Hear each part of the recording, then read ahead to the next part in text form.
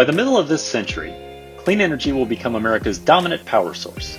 It's the ultimate win-win for America, strengthening our economy, creating good jobs, and combating the global climate crisis. It's the future, and that future is here now. At the Clean Power Summit, the American Clean Power Association brought together some of the most influential voices leading the clean power conversation today to talk about where we are and where we're headed. Featured guests included White House and Biden administration officials. There are incredible jobs on the other side of this journey. Creating good-paying jobs in America. And that those challenges, if we don't meet them, is an inexcusable loss of opportunity. That we will only reach our climate goal if we commit to a clean energy future. The Jobs Plan is once-in-a-generation opportunity to turbocharge our nation's investments in the clean energy economy. For making this green energy successful and reliable. To make sure that this is as efficient and effective as possible. And to me, when you take a proposal like this, it's red, white, and blue. Industry leaders at the cutting edge of clean power technology. It just creates market certainty. It'll drive down prices. It'll allow for longer-term bids. It allows for better business models. And our consumers of electricity are demanding it. You need a lot of people pulling really hard together in the right direction. ACP is about advocating for really just a very focused handful of issues that are going to move the needle for everybody in that basket. We heard about the urgency of the clean energy transition. And the question is not whether we will get to a net zero carbon economy. The question is whether we get there in time. As Secretary Kerry mentioned, the key question is time. We don't have time. These climate challenges can only be met with a surge in clean power. We examine the challenges to overcome and solutions in progress.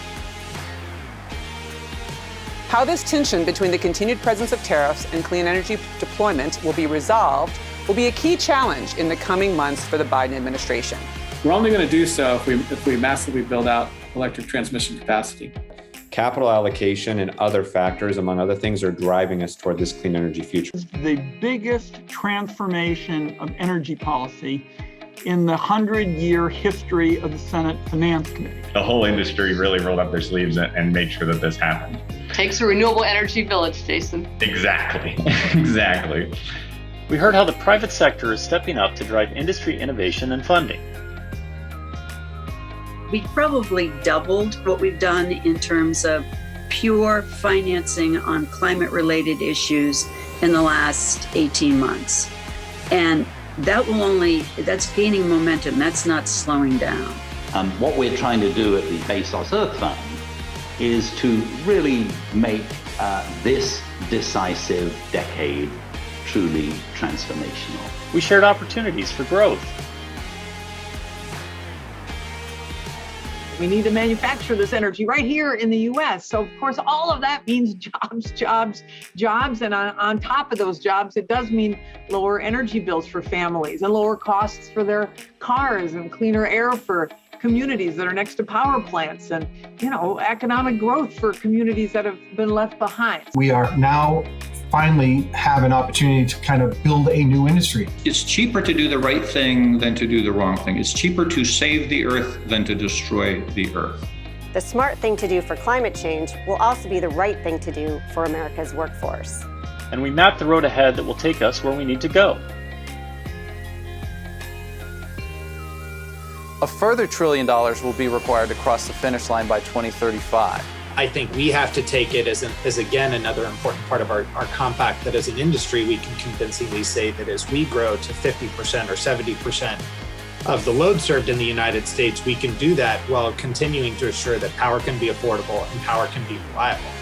I think we need a clean, safe, orderly, and economically efficient transition to clean energy.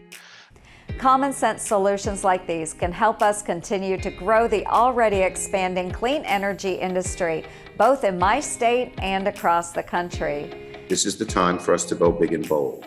I hope you are feeling thrilled.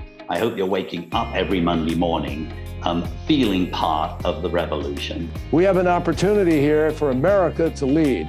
We have work to do together and extraordinary opportunities to turn clean power goals into reality. That's why the American Clean Power Association puts you in the room with the decision makers, not just to make connections, but to make progress. It's super important that we find our common ground and we draw strength from our diversity, rather than allowing the potential differences that we may have as different industries or sectors of the clean power industry be something that divides us. I think we should find the things that unite us, and I think ACP can do that. ACP's visionary leadership to accelerate the energy transition is vital as our country works to combat the climate crisis and build the jobs-creating clean energy economy of the future.